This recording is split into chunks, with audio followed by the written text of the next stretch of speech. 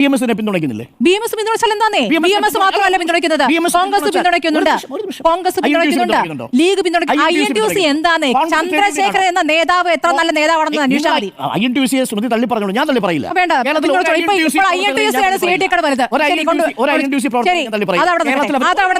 INTUC-യും CIT-യും കേരളത്തിലെ തൊഴിലാളി വർഗ്ഗങ്ങൾക്കിടയിൽ അവർ ഇപ്പോഴും വളരെ ആത്മാർത്ഥമായി പ്രവർത്തിക്കുന്ന വിശ്വാസതയുള്ള